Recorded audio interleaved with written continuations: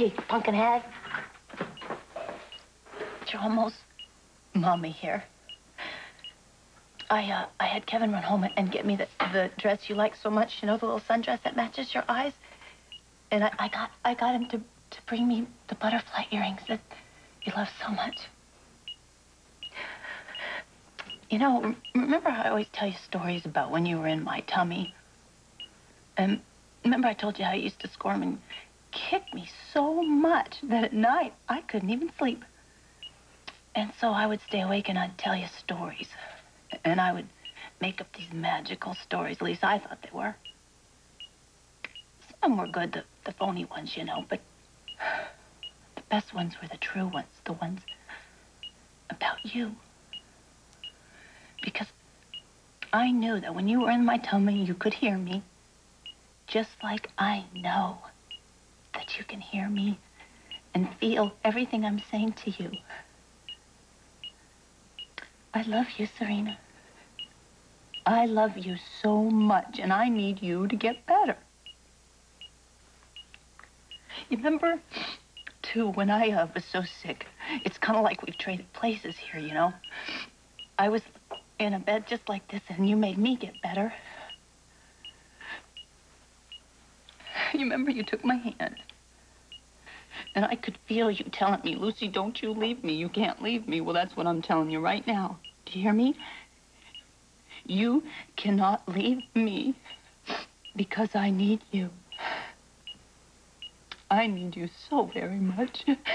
See, we're not done. We haven't finished playing all those dress-up games. We're in concentration. And you know what? I'll tell you a little secret. I'm gonna talk your daddy into letting you get your ears pierced when you get bigger, and you can borrow these butterfly earrings. I need to tell you how sorry I am, too. I never meant for this to happen. This wasn't what I planned on, see? I would never, ever hurt you, not in a million years. And you're not going to understand this, and it's really hard for me to explain it. And I have to blame Eve for this, because if I don't, I will go completely insane. But Serena, I siphoned the gas out of Eve's car. I did it. I'm so sorry. You have to forgive me. Please, please.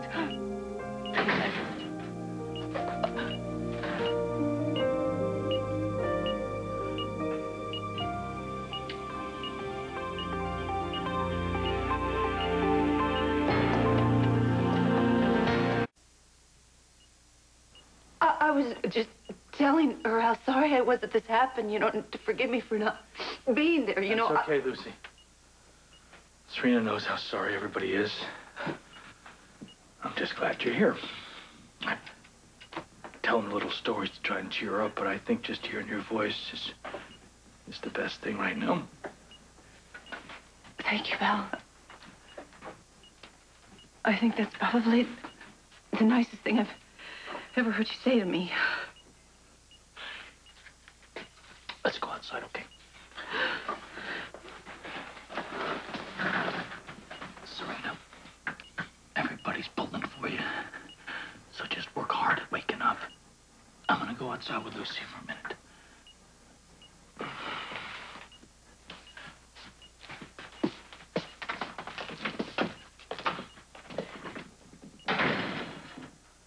She's just fighting so hard in there. Maybe this is too much to ask a little girl to do. Maybe I should just let her go and let her go. Let her go to her mother. What are you saying? Don't do this. Don't say that. Okay, listen to me, Scott. You can't even think that.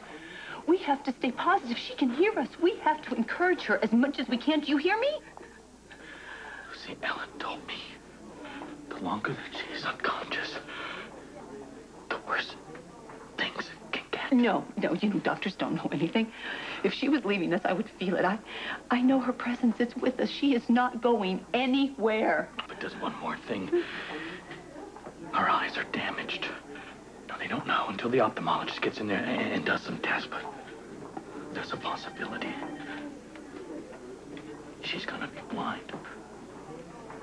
No, I don't believe that. I refuse to believe that. She's gonna be fine. You hear me? She is gonna be fine. And she's gonna wake up, and she's gonna look right at us, and she's gonna demand one of those little ridiculous corn dogs you always give her. You tell the kitchen here to get a corn dog for her. Do you hear me? You tell them. Oh, she's gonna be fine. She's gonna be fine. She's gonna be fine.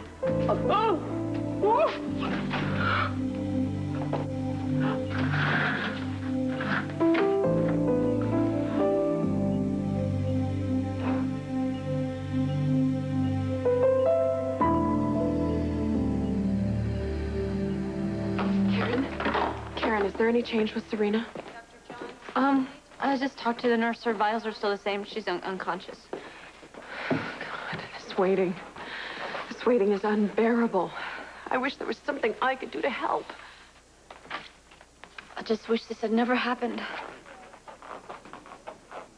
Oh, no, Karen. Oh, Karen, you gotta believe me. I would rather die than hurt Serena. If I could change what happened, I would. I know. I didn't mean to blame you. I know it's not your fault, and I'm sorry, okay? I'm sorry. I'm kind of freaking out here, you know? She's my little sister. I feel so damn helpless. There's nothing I can do to... I know what you mean. Joe.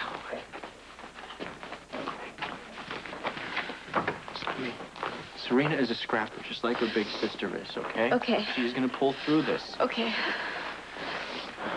How is it you always know how to come in at the right time and help me? It's simple. I love you. Do you remember when you were there for me? When I didn't think Frank was gonna make it? Yeah. Watching you go through that was agonizing, but I didn't quite understand until now. Working pediatrics every day has been one of the hardest things I've ever done. And now with Serena in ICU, I don't understand how people go through that when one of those children is part of their family.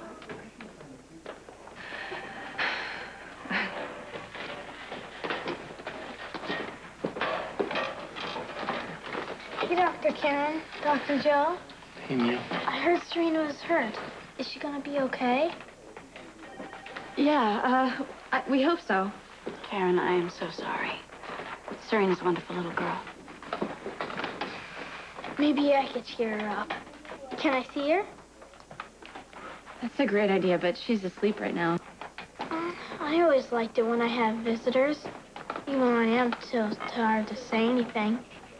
No, I'm sure Serena feels the same way, but she doesn't look so good right now. So maybe now's not the best time. I've seen a lot of sick kids, Dr. Joe. I'm used to it. You know what? That's a great idea. And you're a great friend, so, well, why don't we go see how she's doing? Come on. Okay? I'll wait for you here.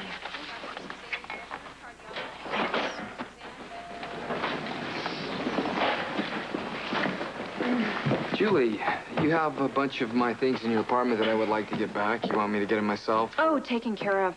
Your Beck CD, your Ratty Cubs sweatshirt, and Michael Moore book are already in the living room. So's your box of condoms. Did I forget anything? No, that sounds like everything I'll be needing. Thanks.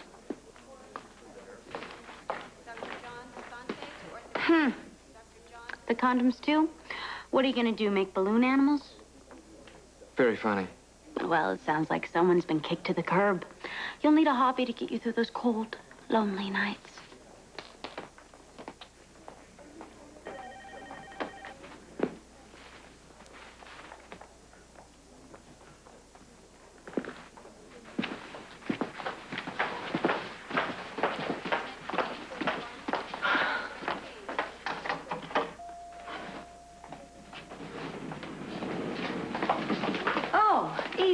Have you been up to ICU lately? Do you really realize what you've done to Serena? If I could change places with Serena in that car, I would do it in a second. I was right about you the whole time. You saw a rich widower with a kid, and you went after the kid, and now you've put Serena's life in jeopardy. Can't you find some room in that miserable little heart of yours for some mercy? You don't deserve it from me. But I'll tell you what I will give you, a promise.